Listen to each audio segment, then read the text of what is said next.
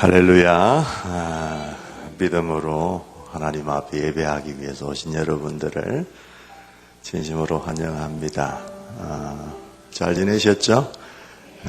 옆에 계신 분들 한번 눈빛으로라도 강력하게 한번 레이저를 쏘면서 인사했으면 좋겠어요. 예배에 오신 것을 환영합니다 하는 눈빛으로 아주 째려보시기 바랍니다. 아침에 동구청에서 또 한번 나왔습니다. 나와서 좀 협력을 요청하고, 그래 제가 철저하게 우리가 규칙을 준수하겠다고 약속을 좀 했거든요. 그래서 여러분들 가족들은 어차피 가정에서 같이 생활하시니까 괜찮습니다. 괜찮은데 혹시 오늘 오랜만에 보시는 교우들 옆에 너무 다닥다닥 붙고 싶은 마음은 있지만 조금 떨어지시고 빈자리가 있으면 조금 찾아 앉으시고 그렇게 하시는 것도 지혜로울 것 같습니다. 우리가 코로나를 두려워하는 게 아니고 혹시 우리 때문에 이웃이 어려워질까봐, 교회 때문에 사회가 염려할까봐 그래서 그런 겁니다. 그러니까 최대한 우리가 협력할 거는 협력하고 또 우리가 드려야 될 예배는 잘 드렸으면 좋겠다, 그런 생각이 듭니다.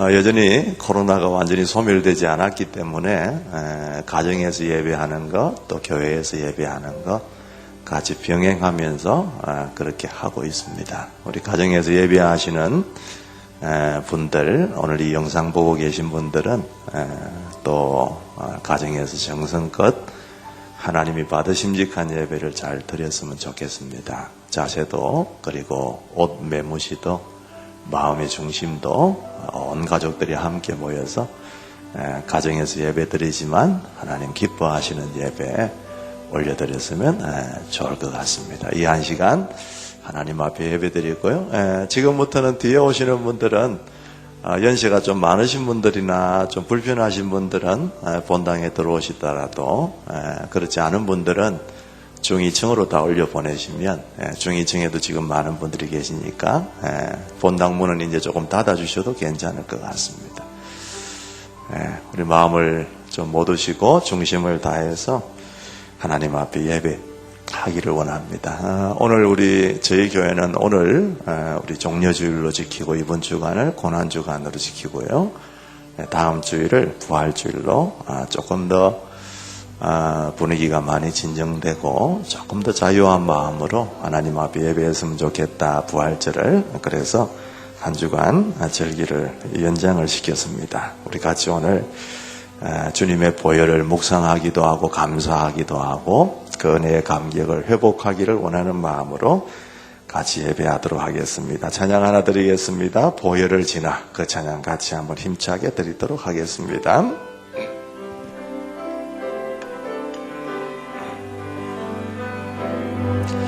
보혈을 지나 하나님 품으로, 보혈을 지나 아버지 품으로, 보혈을 지나 하나님 품으로 한 걸음씩 나아가, 보혈을 지나 하나님 품으로, 보혈을 지나 하나님 품으로, 보혈을 지나 아버지 품으로, 보혈을 지나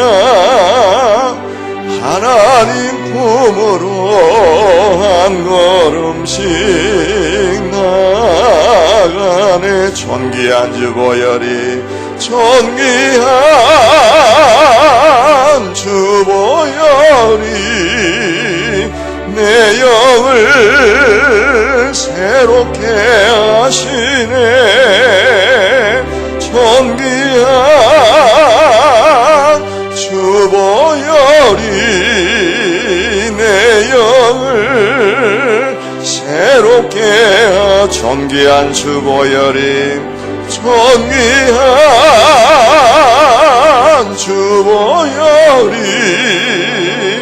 내 영을 새롭게 하시네. 존귀한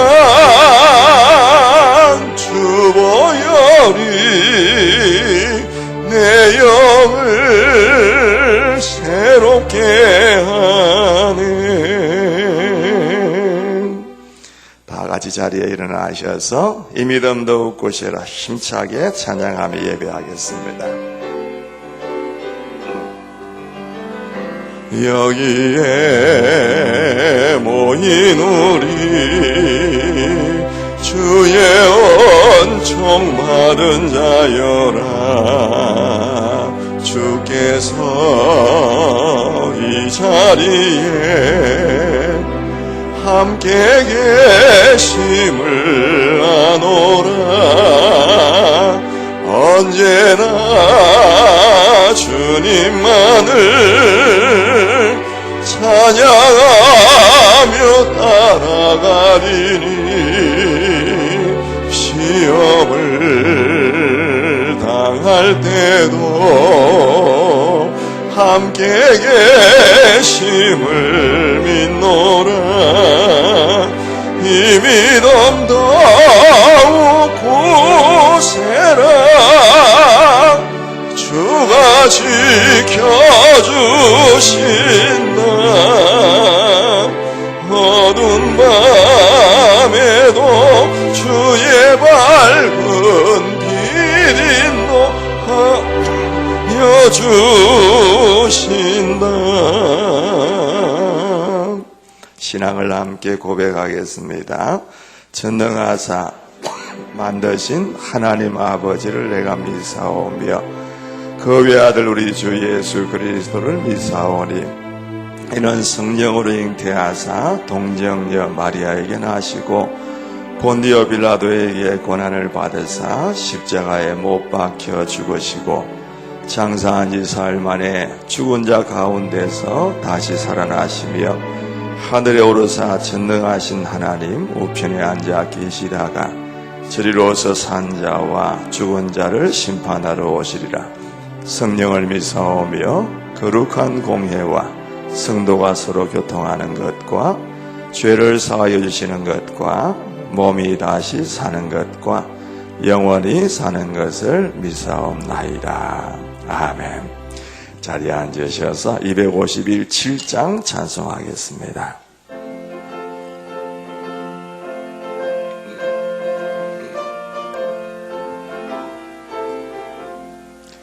마음에 가득한 의심을 깨치고 지극히 화평한 마음으로 찬송을 부르면 어린 양 예수의 피로 속죄함 얻었네.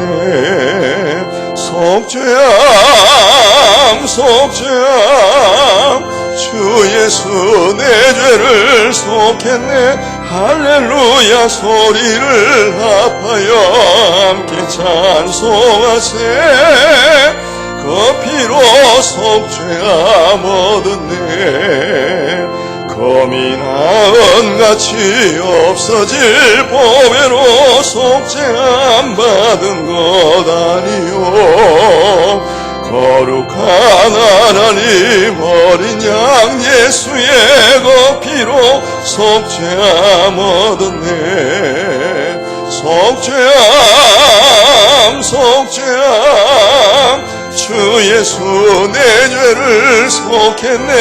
할렐루야 소리를 합하여 함께 찬송하세.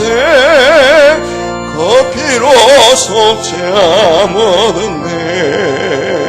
나 같은 죄인이 용서함 받아서 주 앞에 옳다함 얻음은 확실히 믿기는 어린 양 예수의 그 피로 속죄함 얻었네.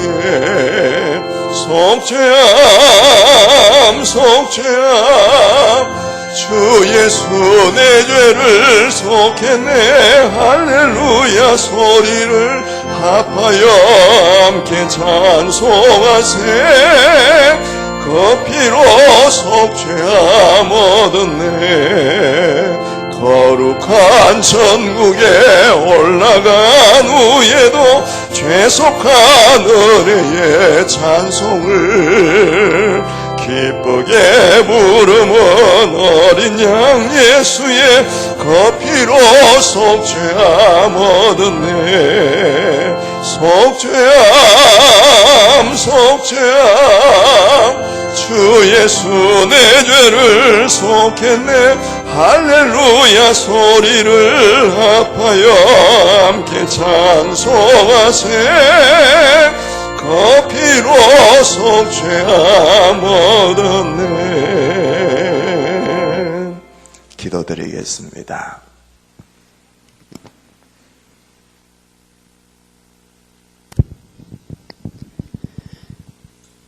우리가 아직 죄인이 되었을 때 그리스도께서 우리를 위하여 죽으심으로 하나님께서 우리에게 대한 자기의 사랑을 확증하였느니라. 그가 찔림은 우리의 허물로 인하며 그가 상함은 우리의 죄악을 인함이라. 그가 징계를 받음으로 우리가 평화를 누리고 그가 채찍에 맞음으로 우리가 나음을 입었도다. 사랑이 풍성하신 하나님 아버지, 감히 저희들 입으로 고난이란 단어를 말할 수 있을까 고뇌합니다. 재투성이로 지옥불의 불쏘시개로 쓰일 수밖에 없던 우리를 너무도 사랑하시어 죄 없으시고 전지전능하신 주님께서 더럽고 추악한 영혼을 위하여 골고다의 그 고난과 십자가의 고통을 견뎌내시어 인내하심을 무한 감사와 경의를 표합니다. 받아 주시옵소서. 사랑의 하나님 아버지, 저희들 회개하는 마음으로 예배 자리에 왔습니다. 이 짧은 1시간의 예배를 통하여 저희들 심령의 연약함을 깨달을 수 있는 지혜를 주시고 예수 그리스도의 보혈만을 의지하는 겸손함을 주시고 하나님의 사랑과 은혜에 감사하는 성숙한 믿음을 주시며 주님께서 이루신 화평을 이웃과도 나누어가는 따뜻함을 허락하여 주시옵소서.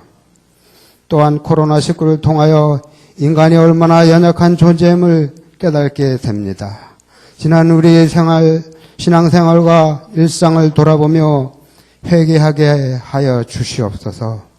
나 개인과 가족의 평안한 삶만을 위하여 살아온 어리석음을 불쌍히 여겨 주시옵소서.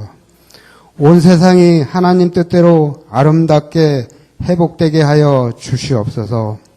공의를 사랑하시는 주님, 4월 15일 이 나라 국회의원 선거에 주님께서 임해 주셔서 그 어느 때보다 공명정대하고 주님께서 원하시는 중심을 가지고 있는 후보가 당선되게 하여 주시옵소서. 인맥, 학맥, 지역, 당 이런 관계에서 벗어나서 정직하고 정의롭고 나라와 민족을 위하여 헌신 봉사하는 마음의 준비가 되어 있는 후보가 당선되게 하여 주시옵소서. 교회에 기도합니다. 담임 목사님 영육간에 강건하셔서 예배와 기도와 섬김이 주님의 뜻대로 이루어지게 하시며 기도하는 모든 내용이 이루어지게 하여 주시옵소서. 가정과 교회를 평안으로 인도하셔서 목사님 목회하시는데 고뇌하지 않게 하여 주시어 교회가 하나님께서 세우신 목적을 다 이루어지게 하여 주시옵소서. 함께 동역하시는 최 목사님께도 동질의 은혜를 허락하여 주시옵소서. 성도들이 이런저런 아픔으로 힘들어하는 이가 있습니다. 육신의 고통과 심령의 고통을 성령의 불로 치유하여 주시옵소서. 전능하신 하나님 아버지, 코로나19를 속히 지구상에서 소멸시켜 주셔서 코로나19로 인하여 드려지는 인터넷 예배에서 속히 벗어나게 하여 주시옵소서. 모든 성도들이 함께 모여 주님을 찬양하고 예배하는 날이 속히 오게 하여 주시옵소서. 모든 공예배가 정상화되게 하여 주시옵소서. 모든 소그룹 모임이 활성화되어서 전도가 활성화되게 하여 주시옵소서. 저희들은 연약하여서 감당하기 힘이 듭니다. 하나님 아버지께서 도와주시옵소서. 그리하여 교회의 모든 일상생활이 회복되어서 만나는 성도가 악수도 하고 기쁘고 반가운 마음을 몸으로 표현하여서 정을 나눌 수 있도록 하여 주시옵소서. 정말 지난 신앙생활이 얼마나 행복했고 편했는지 뉘우쳐 현재 상황에서 회복되었을 때 성도들 한 사람 한 사람이 새로 거듭나서 신앙이 뜨거워지고 주님 나라와 교회에 충성된 성도로 변화되게 하여 주시옵소서. 크리스찬 모두가 세상 것 때문에 힘들어하지 말고 오직 주님의 사랑과 영원한 것, 우리의 소망이신 예수 그리스도만 바라는 교회가 성도가 되게 하여 주시옵소서. 이 고난주간 한 주간을 주님께서 인도하시는 대로 살아서 우리의 모든 것이 회복될 줄 믿고 내 모든 것을 다 내려놓고 감사하며 거룩하신 예수님 이름 받들어 기도드렸습니다. 아멘.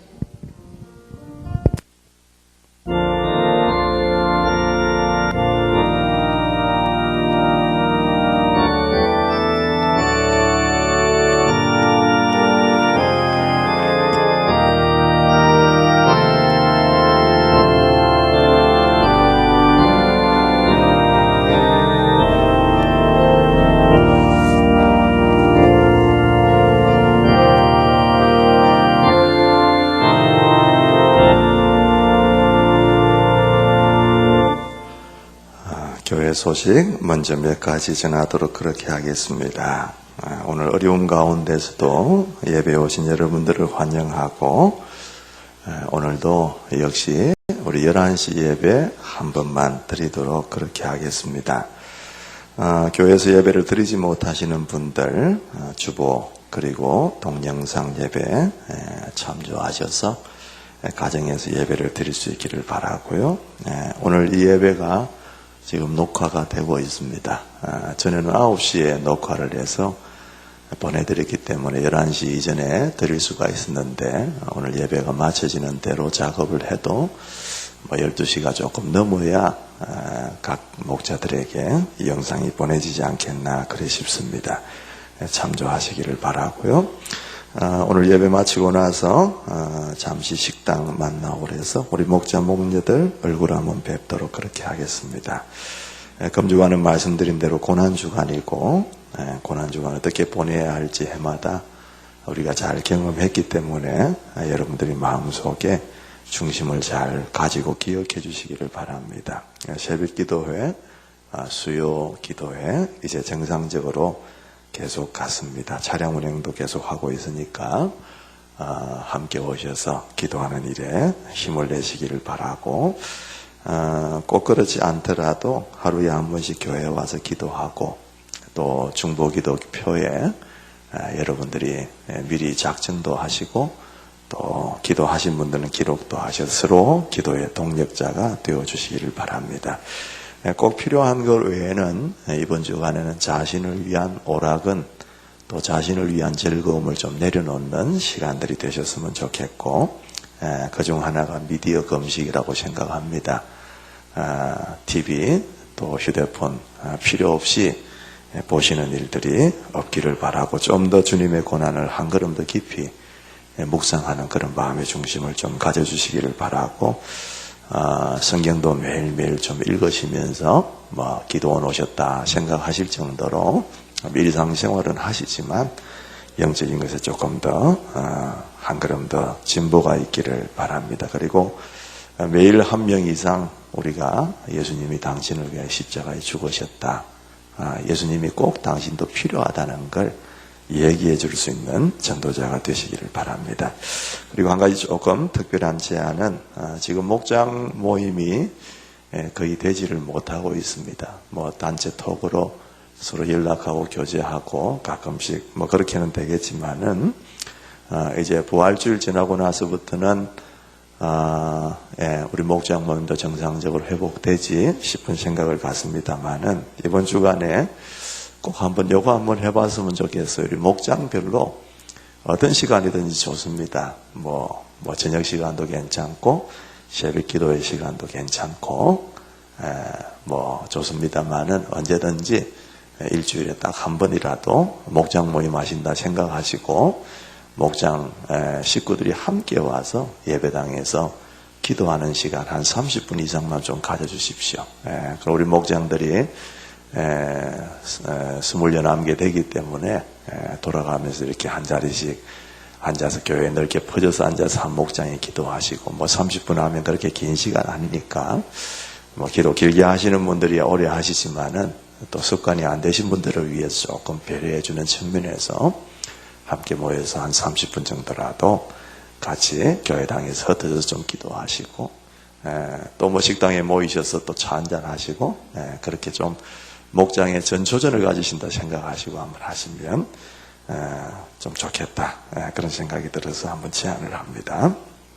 다음 주일은 부활주일이 되겠습니다. 다음 주일까지도 우리 예배는 오전 11시에 이렇게 드리도록 그렇게 하겠습니다. 착오 없으시기 바라고 부활 감사 예물 하나님 앞에 정성껏 올려드리시기를 바라고 다음 주일 오실 때는 우리 여성분들 남성분들 할 것 없이 다 좀 화사한 옷을 입고 부활의 의미를 좀 살려주셨으면 좋겠고 남자분들도 넥타이를 하나 매셔도 좀 화사한 색깔을 매시면 부활절의 의미가 더 잘 살지 않겠나 그런 생각을 한번 해보았습니다.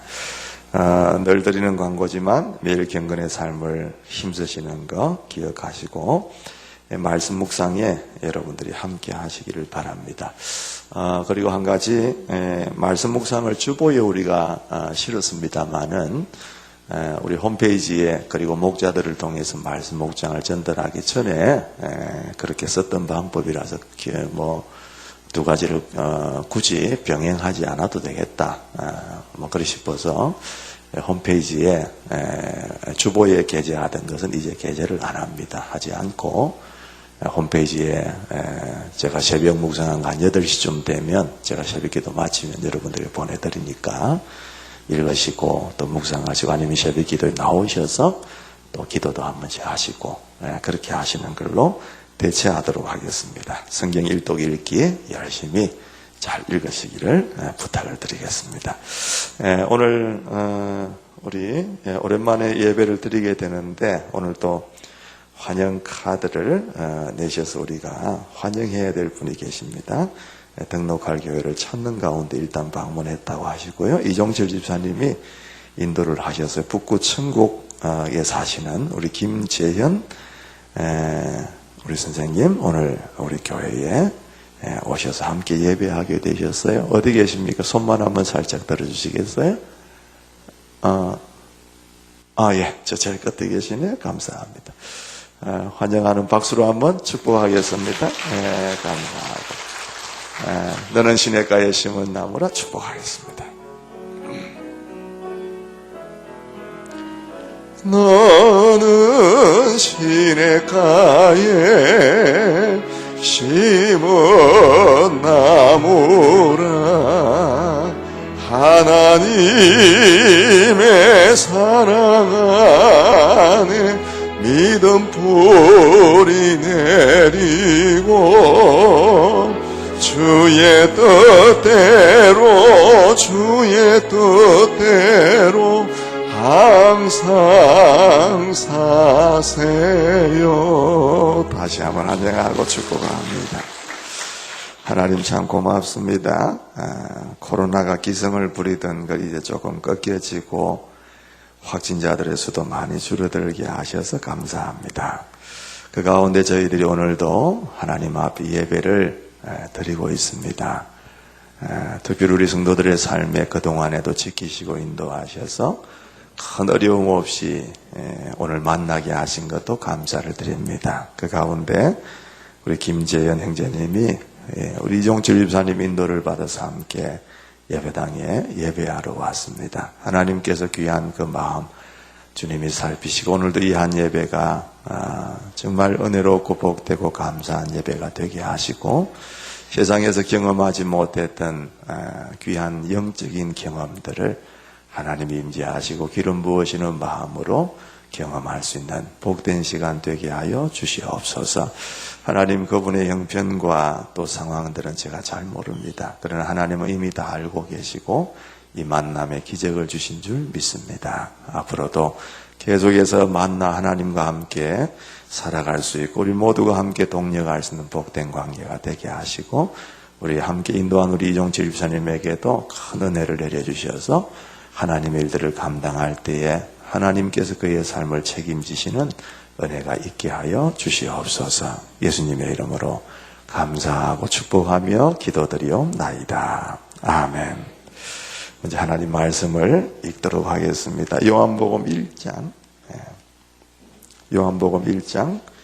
29절부터 34절까지 말씀을 먼저 봉독하겠습니다.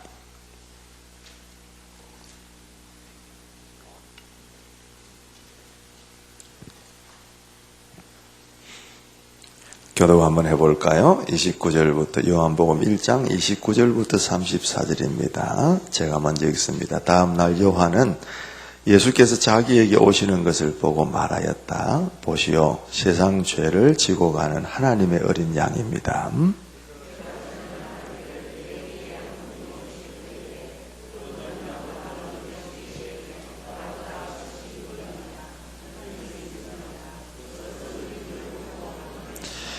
나도 이분을 알지 못하였습니다. 내가 와서 물로 세례를 주는 것은 이분을 이스라엘에게 알리려고 하는 것입니다.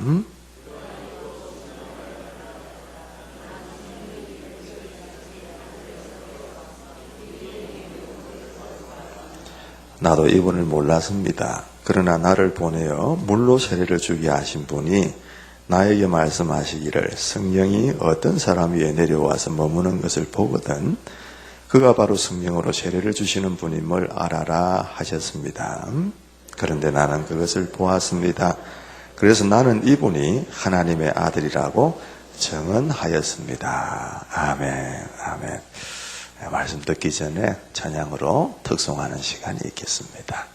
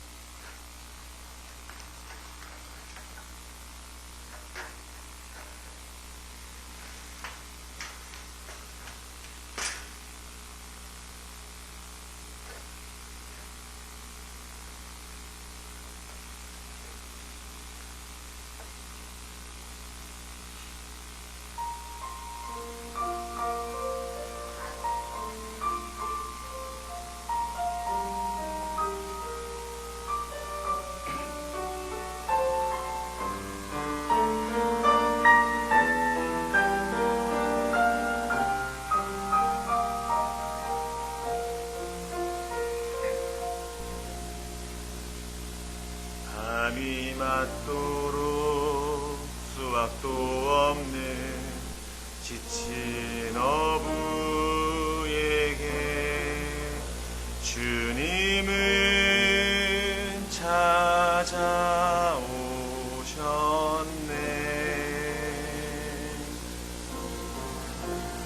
깊은 바다로 너는 나가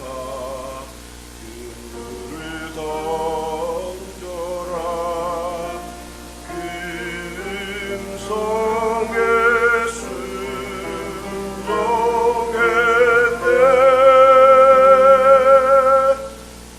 이전에 없던 놀라운 일을 이루어 주셨네. 주님 오늘도 그때와 같이 우릴 찾아오시네.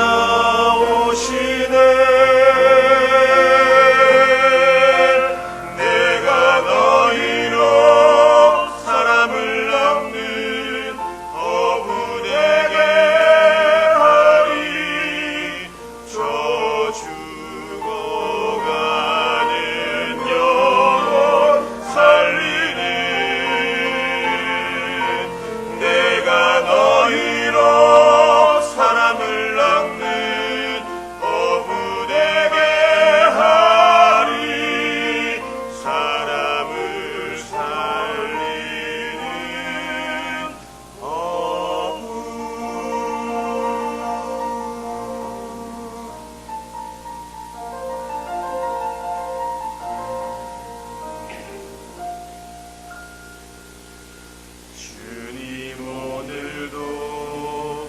말씀하시되 내 그물을 던져 죽어가는 영혼 살리라. 보잘것없는 내게 주시는 금성을 듣네. 금성에 순종하리.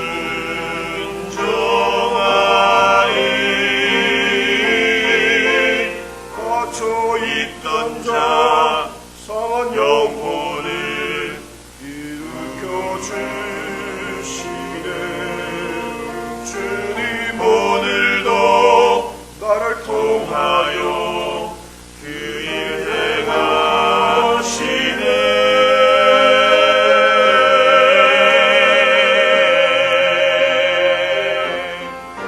내가 너희로 사람을 낳는 어부되게 하리.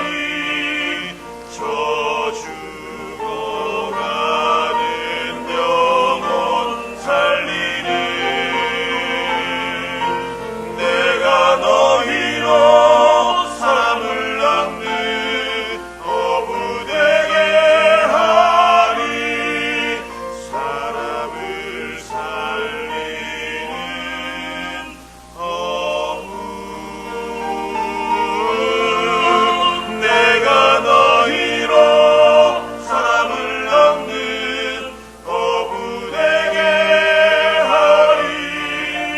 저 죽어가는 영혼 살리니. 내가 너희로 사람을 낳는 어부되게 하리. 사람을 살리는 사람을 살리는 사람을 살리는 어부.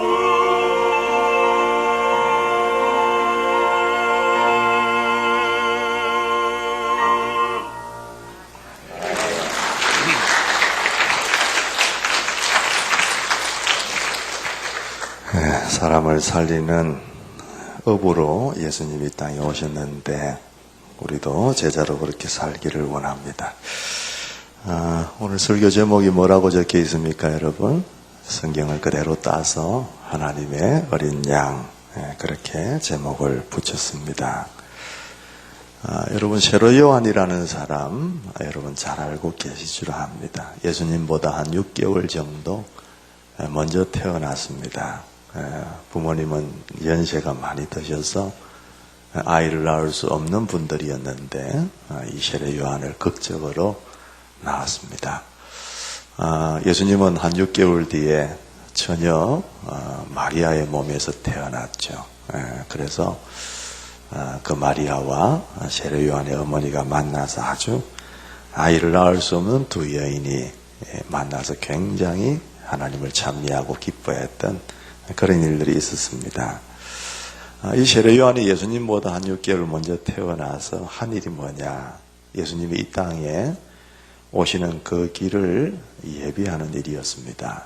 그래서 예수님보다 한 발 먼저 와서 미리 그 첩경을 평탄케 하기 위해서 보내신 선지자, 그 선지자가 바로 세례 요한이었습니다. 그분은 평범한 사람하고는 많이 달랐습니다. 세상을 멀리했고 빈들에 거하면서 사람이 없는 광야에 거하면서 메뚜기 혹은 바위 틈에 있는 그런 꿀들, 석청 이런 것들을 먹으면서 살았습니다. 그리고 사람들을 향하여서 회개하라, 천국이 가까웠다, 그렇게 외치면서 자신의 사명을 충실히 잘 감당했던 사람이었습니다. 평범하지 않은 그의 삶을 바라보면서 많은 사람들이 이 세례 요한을 혹시 저분이 메시아가 아닌가, 그런 생각을 많이 갖게 되었습니다. 왜냐하면 그들은 메시아를 학수고대하고 있었거든요.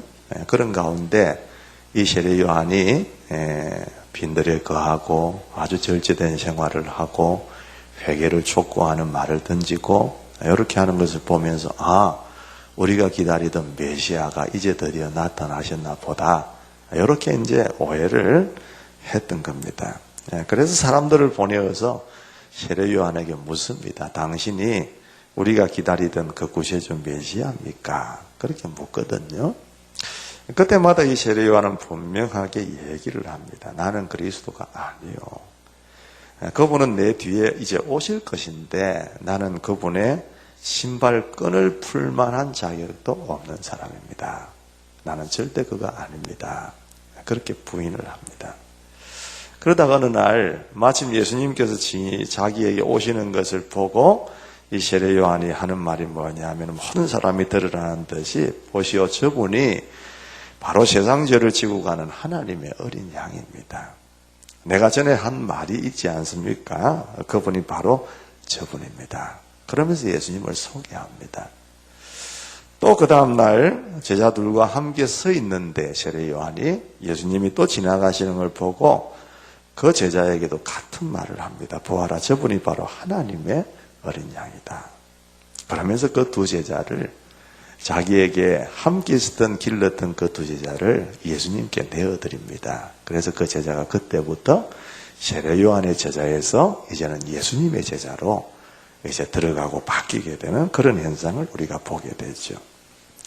여러분, 이 세례 요한이 말 한마디만 뻥끗 잘 하면 자신이 구원자로 대접을 받을 수 있는 기회가 되었죠. 많은 사람들이 세례 요한을 그러면 야, 우리가 기다리던 메시아가 저분이다, 그러면서 추앙하지 않겠습니까? 그런데 모호한 태도를 취하는 것이 아니라 자기가 구원자가 아니라 예수님이 구원자시라고, 그리고 자신을 죽이고 당당하게 예수님을 소개하는 그 세례 요한을 보면 굉장히 참 멋있는 분이다, 그런 생각을 안 할 수가 없습니다. 근데 한 가지 궁금한 게 생기는 게 뭐냐 하면, 왜 세례 요한이 예수님을 보고 이런 표현을 썼을까? 다른 소개 말도 얼마든지 많이 있지 않겠습니까? 저분은 참 위대한 분이시다, 저분은 대단한 분이시다, 저분은 우리가 믿고 신뢰할 분이다, 이제부터 따라야 된다, 여러 가지 우리가 말을 하면서 세례 요한이 예수님을 소개할 수 있는데, 그런데 왜 하필이면 하나님의 어린 양이라고 불렀을까? 왜 그렇게 얘기를 했을까? 그게 참 궁금할 수밖에 없습니다. 이 말을 좀 잘 이해하려고 하면 이스라엘 백성들이 출애굽하던 사건, 그 시절로 한번 올라가 보아야 될 것 같습니다. 여러분, 출애굽기를 열면 어떤 모습이 나타납니까? 이스라엘 백성들이 애굽, 이집트에서 종살이 하던 모습이 나옵니다. 창세기 마지막에 요셉을 따라서 올라갔던 야곱의 가족들이 한 70여 명 되었지 않습니까? 그때로부터 한 430년이 흘렀으니까 이제 그 인구가 굉장한 인구가 되어서 한 민족이 된 거죠. 그걸 두려워한 애굽 사람들이 이 요셉이 자기들을 살려준 것은 까마득하게 잊어버리고 이제 이스라엘을 핍박하고 힘들게 하기 시작합니다. 종으로 막 부려먹습니다. 그러니까 얼마나 힘들고 어려웠겠어요? 그래서 이 이스라엘 백성들의 고달픔과 부르짖음을 하나님께서 들으시고 그 백성들을 애굽에서 탈출시키시는 장면이 나오죠. 말 그대로 출애굽입니다. 모세를 지도자로 보내어서 이끌어내시는데 만만치 않습니다. 쉽지 않고, 왜냐하면 애굽 왕 바로가 절대 내보내지 않으려고 버텼기 때문입니다. 그럴 수밖에 없죠. 그들이 감당하던 종의 일들을 만약에 그들을 내보내고 나면 애굽 사람들이 다 맡아서 해야 될 판인데 자기들의 삶을 편안하게 해주는 그 종들을 누가 내보내려고 하겠습니까? 절대 안 내보내려고 하죠. 그래서 하나님께서 10가지 재앙을 보내지 않습니까? 하수를 피로 만들어 가지고 벌겋게 물들입니다. 엄청난 것 아니겠어요? 또 개구리가 막 튀어오르게 만드는 그런 사건도 있고요. 우리 어릴 적에 개구리도 이렇게 구워 먹고 이러게 하지만은 그것도 한두 마리일 때 문제지. 개구리가 온통 그냥 덮이고 잠자는데도 얼굴에 뛰어다니고 그러면 그 개구리가 좋겠습니까? 뻔한 거죠. 이도 있습니다. 몸에 이. 필리핀에 우리 선교하러 갔더니만은 우리 머리를 깎아주는데 이가 바글바글 했습니다. 그냥 뚝뚝뚝 떨어질 정도로. 저도 그때 머리가 조금 길어서 우리 집사님에게 좀 깎아달라고 얘기를 하고 싶은데 이 올물까 싶어서 머리 깎아달라 소리를 못 하겠더라. 그 정도로 여전히 그 시골 동네에는 이들이 있었습니다. 또 파리 같은 것도 있죠. 파리. 10가지 재앙 중에 파리. 아주 그냥 시커멓게 파리들이 앉아있나. 그런 얘기들을 많이 했기 때문에 제가 넘어갑니다. 이런 재앙들이 애굽에 하나님께서 재앙으로 내리시는 거기 때문에 얼마나 혹독했겠어요. 모든 애굽의 하수와 강들이 다 피로 물듭니다. 개구들이 바글바글합니다. 저녁에 잠자리에 들었을 때 저 개울가에 들리는 개구리 소리 얼마나 좋습니까만은 이거는 그런 차원이 아니에요. 이도 마찬가지고 파리도 마찬가지고 나중에 우박도 나오고 막 나오지만은 하나님께서 재앙으로 내리시는 건데 얼마나 대단했겠어요. 그런데 이 바로도 대단합니다. 하나님께서 그렇게 재앙을 내리심에도 불구하고 그때뿐이지 그때마다 이 모세를 불러서 잘못했다 나가라 그렇게 얘기를 하지만은 근데 그때뿐이지 그 사건이 진정되기 시작하면 그때부터는 또 마음이 강팍하게 변합니다. 그도 강팍한 게 있지만 하나님께서 그의 마음을 그렇게 만드셨던 겁니다. 근데 결국 마지막 10번째 재앙에서 백기를 들죠. 그 재앙이 뭡니까? 장자의 죽음입니다. 하룻밤에 애굽의 모든 생물들의 처음 난 것이 다 죽임을 당하게 되는 어마어마한 사건이 벌어졌습니다. 애굽 사람 어느 집 한 곳도 곡소리가 안 나는 집이 없었죠. 아마 어느 집에서부터 와 하면서 울음소리가 터졌을 거예요. 이게 무슨 소리야? 잠결에 깬 사람들. 그런데 자기 집에도 보니까 자기 장자들이 다 죽어 있는 걸 보면서 모든 집집마다 곡소리가 나기 시작하는 거예요. 여러분 상상할 수 있겠습니까? 지금 코로나 때문에 뉴욕 도시에서 하루에 700명, 800명이 죽어가고 수천 명이 죽어서 지금 한 섬에다가 지금 그냥 일단 감회장을 해야 될 그런 상황으로 벌어지고 있다는데 그 정도만 되어도 그 정도인데 집집마다 안 죽은 사람이 없다고 생각해 보면 얼마나 대단한 재앙이었겠는가. 그런 상황이 벌어졌다가 말입니다. 그런데 하나님은 그 장자의 죽음이 있기 전에 이스라엘 백성들에게 명령을 미리 해놓습니다. 출애굽기 12장에 나오는 말씀이죠. 한 가족에 한 마리씩 어린 양을 마련하도록 해라. 해질 무렵에 모든 이스라엘 회중이 모여서 잡도록 하여라.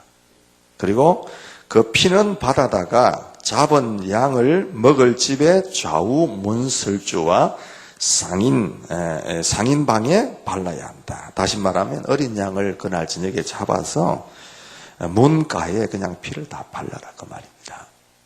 그렇게 하면 하나님께서 그 집에 재앙을 내리지 않고 넘어가겠다는 얘기죠. 여러분 문설주에 피를 바르는 거 별거 아닌 것 같습니다. 그거 어렵습니까? 그냥 피 있는 거 그릇에 좀 받아가지고 바르는 게 절대 어렵지 않습니다. 별것 아닌 것 같습니다. 그러니까 하나님의 말씀을 믿고 순종만 하면 그 양의 피를 문에 바른 집은 하나님의 사자가 그 집에는 재앙을 주지 아니하고 그냥 넘어갔다는 얘기죠. 하지만 그 피가 발라져 있지 않은 집은 어김없이 장자가 죽임을 당합니다. 우리에겐 잘 아는 얘기입니다만은 그 집에 어떤 사람이 있느냐 하는 것은 아무 문제가 되지 않습니다. 강도가 있든지 도둑이 있든지 오늘날로 말하면 N번방에 연루된 자가 있든지 아무 상관이 없습니다. 여러분 남자든 여자든 연세가 드신 분이든 아이든 아무 상관이 없습니다. 딱 한 가지 조건이 뭐냐? 그 피만 발라져 있으면 집안에 있는 모든 사람들은 재앙에서 건짐을 받은 겁니다. 그제서 이스라엘 백성들은 종살이에서 벗어날 수 있었던 거죠. 그러니까 여러분 그들이 애굽에서 나올 수 있었던 그 구원 그건 어디서 난 겁니까? 자신들이 애를 쓰고 노력하고 독립운동을 하고 이래서 일어난 일이 아닙니다. 그들은 종으로 살면서 어쩔 줄 몰라 하고 괴롭고 힘들고 신음하고 그래서 하나님 우리를 좀 도와주세요. 우리를 좀 하나님 도와주셔서 이 괴로움과 어려움 가운데 벗어나게 해주세요라고 말할 수밖에 없는 그들이었지만은 하나님께서 그렇게 하신 거예요. 죄 없고 죽을 이유가 없는 그 어린 양이 죽었기 때문에 그 가정들이 그 가문들이 장자의 죽임을 당치 아니하고 애굽에서 탈출하게 된 겁니다. 그 희생으로 인해 그들 모두가 건짐을 받고 구원을 받을 수 있었다는 겁니다. 결국 그 어린 양이라는 것은 그 사람들이 당해야 할 재앙을 대신 지고 죽어간 대속 제물이었다. 그 말입니다. 여러분 레위기 16장에 가보면 또 비슷한 얘기가 나옵니다. 거기 보면 이스라엘 백성들 1년에 한 번씩 대속죄일을 지키는 내용의 말씀이 나와요. 그날이 무슨 날이냐 하면 이스라엘 백성들이 전체가 1년 동안 지은 모든 죄를 용서받는 제사를 드리는 날이 대속죄일입니다. 그때 대제사장이 2마리의 염소를 준비를 합니다. 이스라엘 가보면은 염소나 양이나 뭐 생긴 게 비슷합니다. 우리는 염소하면 시커멓게만 생각하지만은 그렇지 않더라고요. 일단 짐승 염소를 준비합니다. 그래서 그 2마리를 제비를 뽑아서 한 마리는 하나님을 위한 제물로 그리고 다른 한 마리는 아사셀을 위한 짐승으로 구별합니다. 아사셀 그러면 여러분 좀 특별한 말입니다만 그 뜻이 뭐냐 하면은 가버리다, 사라지다 뭐 그런 의미를 가지고 있는 이 말이 아사셀입니다. 하나님을 위한 제물로 뽑힌 염소 한 마리는 속죄제의 제물로 하나님께 그냥 제사로 드려집니다. 그런데 아사셀의 염소로 뽑힌 그 염소는 어떻게 되냐? 자그마한 통이 많이 달린 목걸이 같은 이 목걸이를 목에 이 염소가 겁니다, 목에. 그리고 그 작은 통 속에는 뭐가 있느냐 하면은 이스라엘 백성들이 저지른 죄악과 범죄의 죄목을 적어 놓은 아주 조그마한 종이들이 거기에 들어 있습니다. 그 죄의 종이들이 들어있는 그 통, 그 여러 개의 통이 달려있는 그 목걸이를 짊어지고 이 아사셀 염소가 어디로 보내지냐 하면 아무도 없는 광야로 보내집니다. 쫓겨납니다. 거기로 들어갑니다. 어떻겠습니까? 낮에는 아주 그 찌는 듯한 더위 대학볕에 고생을 하고 헤매게 되겠죠. 그리고 저녁이 되면 기온이 급격하게 떨어지는 밤입니다. 추위에 떨다가 뭐 짐승에게 먹히든지 아니면 광야의 골짜기에서 그냥 그대로 물도 한 방울 없고 먹을 것도 없는 곳에서 죽음을 맞이하게 되는 겁니다. 그러니까 아사셀 짐승이라는 것은 뭘 얘기하냐 하면 이스라엘 백성들의 죄를 대신 지고 희생당하는 대속 제물로 그렇게 우리에게 보여지는 이야기가 거기에 기록이 되어 있습니다. 여러분 구약 성경에는 이런 대속 제물로서의 짐승들이 무수히 나옵니다. 내가 대속 제물이요 그런 말을 쓰지는 않더라도 많이 나옵니다. 뭐 이런 거는 설교를 워낙 많이 했기 때문에 여러분 다 기억하시겠지만 뭐 그 사건은 언제부터 나옵니까? 아담과 하와가 범죄하면서부터 등장합니다. 아담 하와가 하나님께서 따먹지 말라는 선악의 아는 열매를 따먹고 나서 하나님이 그들을 쫓아내시잖아요. 그들이 범죄하고 나서 제일 먼저 발견하게 된 게 뭡니까? 자신들이 벗었음을 부끄럽게 느끼기 시작합니다. 그래서 그들이 플리프로 치마를 해입고 자신의 몸을 가리지 않습니까? 그런데 하나님께서 자신의 몸을 스스로 가렸던 그 플립 치마나 그 옷을 다 벗겨내시고 뭘로 입혀주시냐 하면은 가죽 옷을 입혀주십니다. 가죽 옷이 어떻게 생겼을까요? 짐승이 죽었으니까 가죽 옷이 생기죠.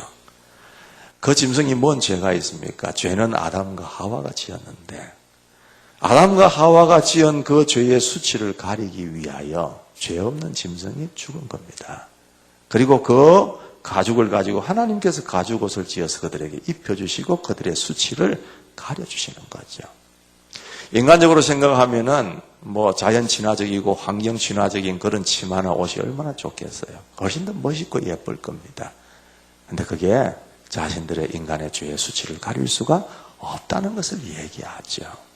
하나님께서 입혀주시는 그 가죽옷, 짐승이 대속해서 죽음으로 말미암아 인간의 수치를 가려주는 그 옷만이 그들에게 죄를 가리는 유효한 옷이 되었다는 것을 얘기합니다. 여러분 보세요.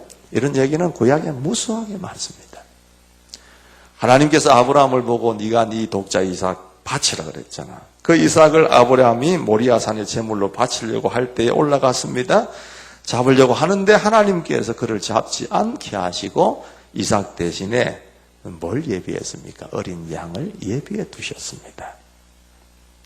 미스바에서 사무엘은 어린 양을 잡아서 제사함으로 전쟁에서 승리를 가져왔습니다. 이사야 선지자는 장차 오실 예수님을 도수장으로 끌려가 틀 깎는 자 앞에서 잠잠한 양같이 있었다. 그렇게 비유합니다. 그 외에 수많은 짐승들, 출애굽기에도 나오고 다 나옵니다. 그 짐승들이 자신의 죄가 아닌 죄인들의 속죄 제물로 드려지고 있는 것을 우리가 보게 되는 거예요. 그래서 여러분, 구약에 죄 없이 죽고 간 모든 짐승들은 다 우리의 죄를 대신 지실 그분을 예표하고 있는 그런 내용들입니다. 이건 다 뭡니까, 여러분? 죄 없으면서도 인류의 모든 죄를 지시고 십자가에서 제물되어 죽으신 예수님을 보여주고 있는 것들입니다. 예수님이 이제 와서 이렇게 죽을 것이다. 보여주는 거잖아요. 여러분, 지나가는 이야기지만 한번 물어보십시다. 우리가 어떻게 구원을 받습니까? 예수님을 믿어야 구원을 받잖아요. 맞습니까, 여러분? 그럼 구약 성경에 있는 그 구약의 이스라엘 백성들은 어떻게 구원을 받습니까? 궁금하지 않습니까? 우리는 예수님이 오신 시대 이후로 살고 있기 때문에 예수님을 믿습니다. 그 구원을 받아요. 구약시대의 백성들은 어떻게 그러면 구원을 받습니까? 그들은 다 지옥 가야 됩니까? 아니지 않습니까? 그들도 메시아를 믿었습니다. 그들은 어떤 메시아를 믿습니까? 오실 메시아를 믿는 것이고, 우리는 뭐예요? 오신 메시아, 그리스도 예수를 믿는 것입니다. 신약 시대에 살고 있는 우리는 왜 어린 양을 바치는 제사를 이제 하지 않습니까? 천주교는 여전히 미사라는 이야기를 가지고 제사라는 단어를 쓰고 있지만, 그래서 많은 것을 제의적으로 드리려고 하지만, 우리는 왜 어린 양을 바치는 제물을 드리지 않고 하나님 앞에 제사라는 말을 쓰지 않고 예배라는 말을 쓰고 있느냐? 그것은 예수님께서 이미 십자가에서 제물이 되셨기 때문에 그분이 우리의 모든 죄를 지고 제물 되셨다는 것을 우리가 믿기만 하면 우리는 어떤 죄에 대해서도 책임을 면하게 되는 것입니다.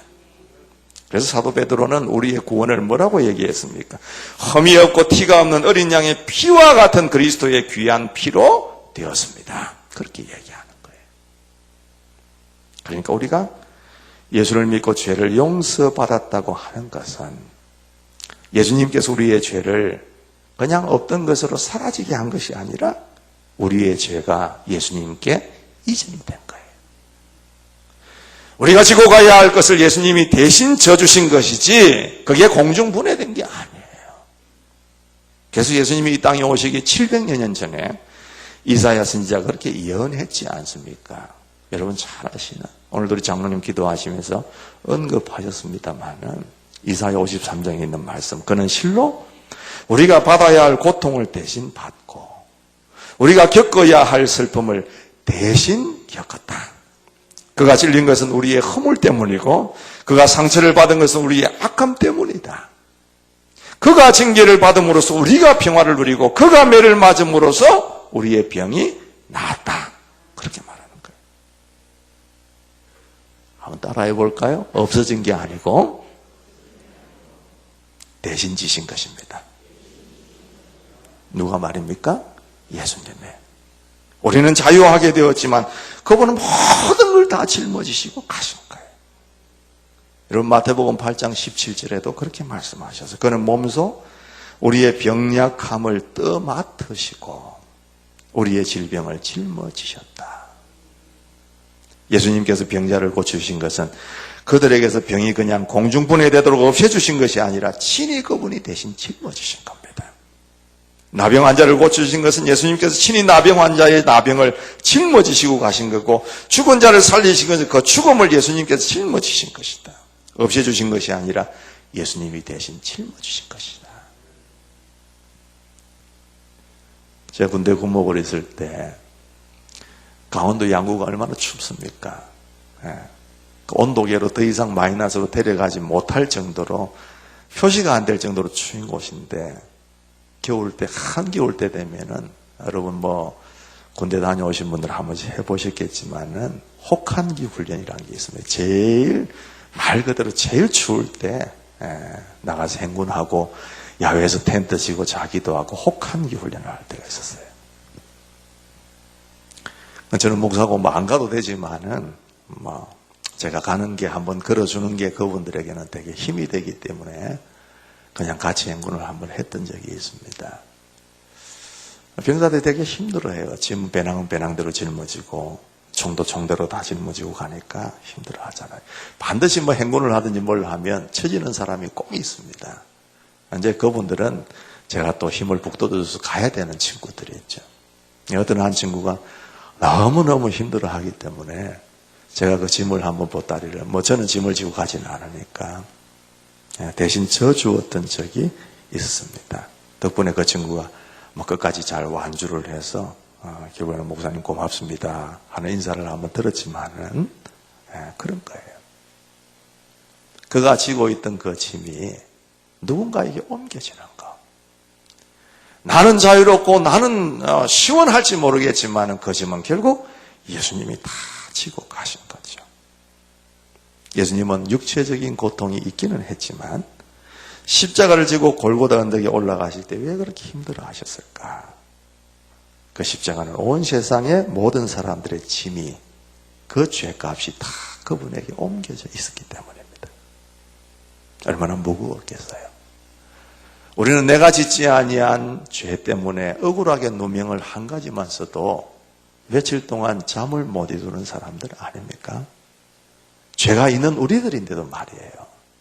근데 예수님은 죄가 없는 분이신데 인류의 모든 죄를 다 한 가지도 두 가지도 10가지도 아닌 그 죄를 다 지시고 십자가에 가신다고 하셨을 때에 얼마나 그게 고통스러우셨겠는가.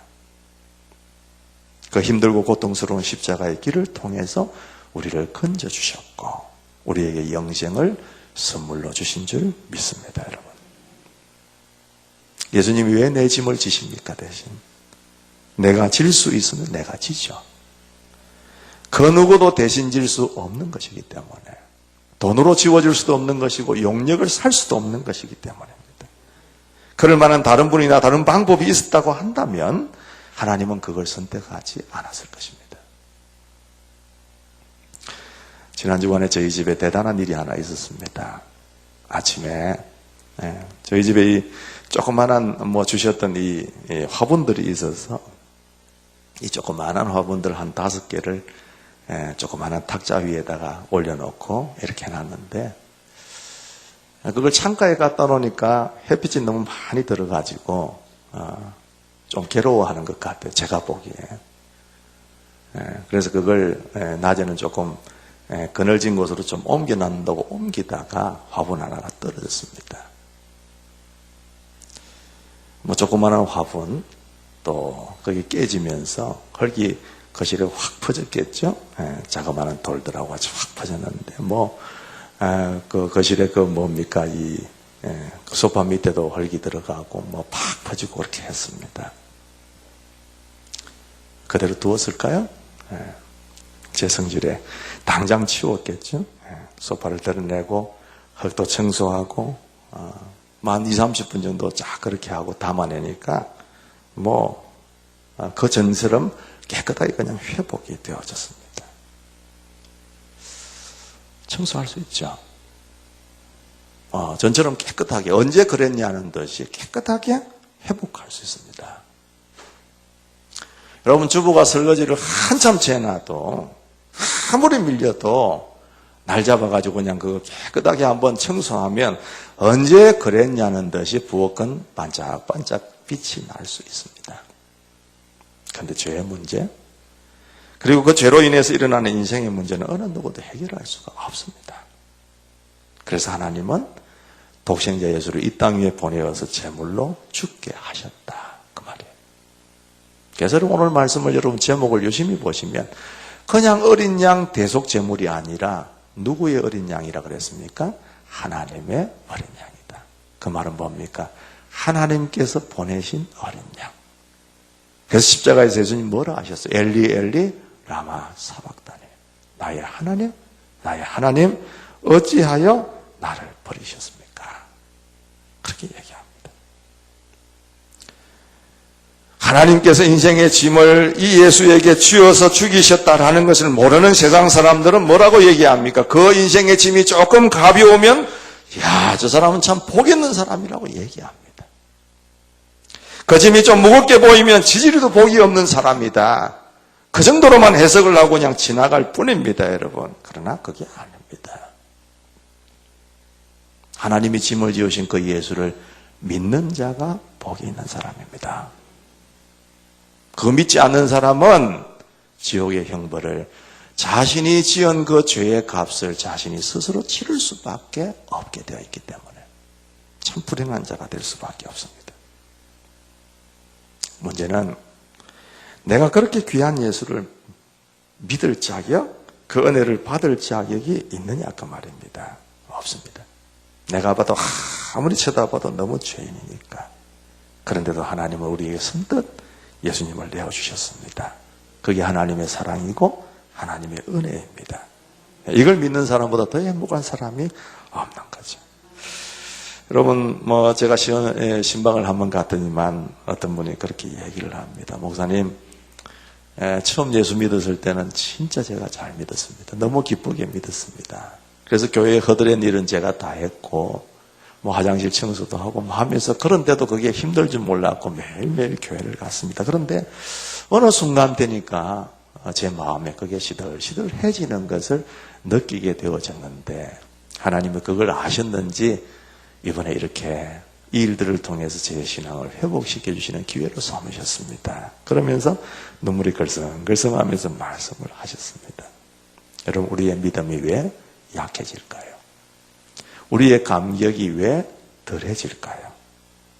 우리의 믿음은 이 하나님의 은혜와 사랑에 기초하는 것인데 이 십자가에 대한 은혜와 사랑이 식어지기 시작하면 우리의 감격도 식어지게 되는 것입니다. 여러분, 이 고난주간에 뭘 하시겠습니까? 우리가 십자가에 올라갈 수 있겠습니까? 손목에다가 못을 하나 박을 수가 있겠습니까? 우리가 할 수 있는 것은 사실 아무것도 없습니다. 우리가 해야 될 건 뭐냐? 주님의 그 십자가를 한 번 더 바라보면서 우리의 식은 가슴을 회복시키는 것. 주님의 그 은혜의 감격을 다시 한번 회복시키는 것. 그게 우리가 이 고난주간에 해야 될 가장 중요한 일이라고 믿는 것입니다. 여러분, 이 한 주간 그냥 지나지 마시고 이제부터 이 한 주간 깊이 주님의 고난을 묵상하고 나를 대신해서 짐을 지신 그 예수님을 찬송도 하고 전하기도 하고 묵상도 하는 그런 고난주간 한 주간을 은혜롭게 잘 지낼 수 있게 되기를 주님의 이름으로 축원합니다. 기도하겠습니다. 좋으신 하나님, 우리 하나님께서 우리의 죄를 그냥 두고 보시지 못해서 대신해서 어린 양 되신 예수님을 보내심으로 믿음으로 구원 얻게 하셔서 감사합니다. 그런데 우리가 살다 보면 세상 속에 또 유혹이나 또 세상 속에 너무 마음을 깊이 담고 있어서 이 감격을 잊어버릴 때가 참 많습니다.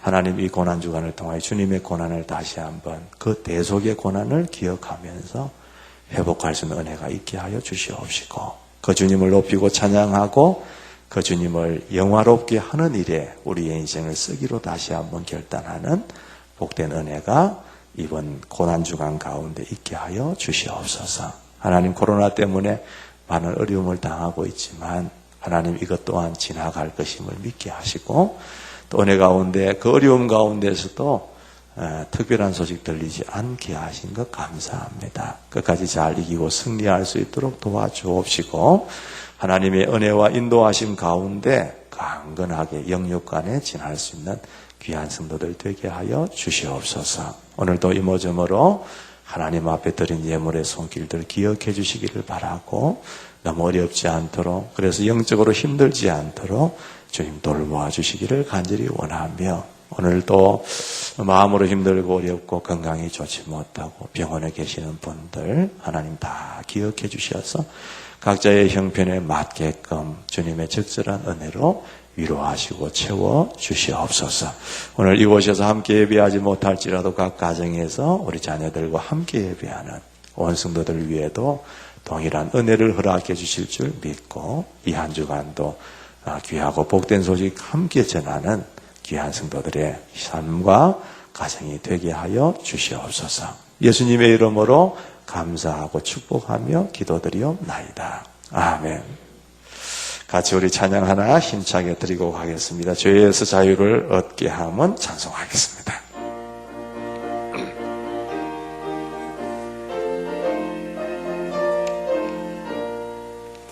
죄에서 자유를 얻게 함은 보혈의 능력, 주의 보혈, 시험을 이기고 승리하니 참 놀라운 능력이로다.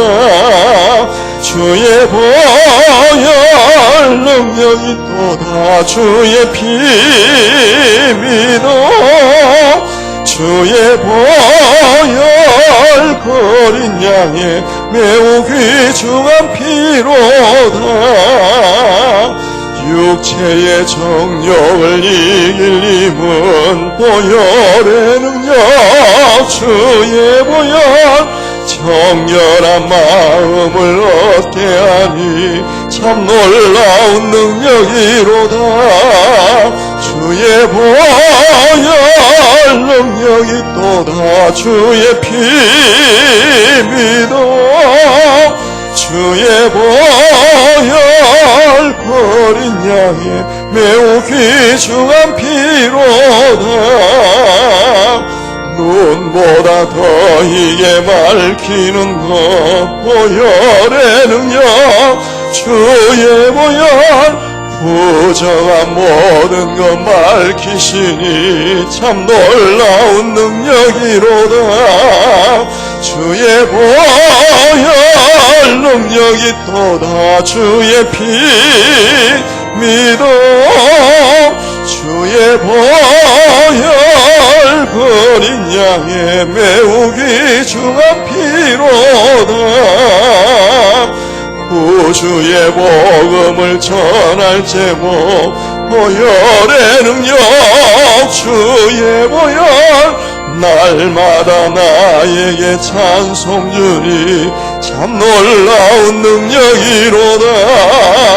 주의 보혈 능력이 또다. 주의 피 믿어. 주의 보혈 거린 양의 매우 귀중한 피로다. 이제 평안한 마음으로 세상에 돌아가십시오. 선한 일의 용기를 가지시며 악을 악으로 갚지 마십시오. 항상 연약한 자를 도우시며 병든 자를 찾아보시며 곤란당하는 이웃을 위로하십시오. 모든 사람을 존경하시며 주님께 봉사하고 주님을 사랑하십시오. 모든 일을 믿음과 사랑으로 행하시며 어떤 일에도 소망을 포기하지 마십시오. 그리고 거룩하신 성령께 순종하여 기쁨과 감사의 생활을 해 나가십시오. 우리 하나님 아버지는 여러분을 항상 도와주실 것입니다. 주 예수 그리스도의 은혜와 하나님 아버지의 무한하신 사랑하심과 성령님의 교통하시며 역사하시며 충만케 하심이 오늘도 하나님 앞에 예배하고 주님의 어린 양에 대속하신 그 은혜로 말미암아 우리가 구원받았음을 찬송하는 온 성도들 머리머리 위에와 그들의 가정과 생업과 자손 만대 위에 주께서 피로 값주고 세워주신 우리 미래로 교회 위에 이제로부터 영원토록 함께 있을지어다. 아멘.